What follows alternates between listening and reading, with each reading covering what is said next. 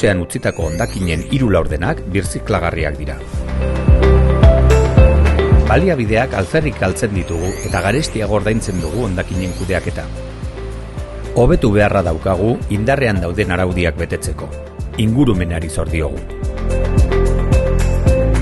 Ondo bereizi hondakin guztiak. Hondakin organikoak beti poltsa konpostagarrietan, marroira.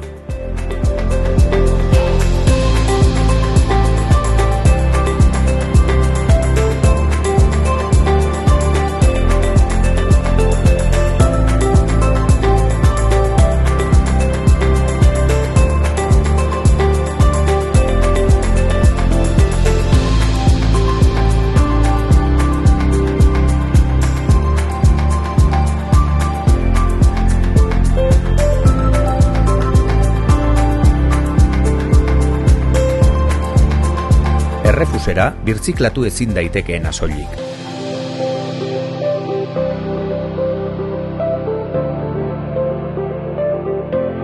Guztion artean lortuko dugu.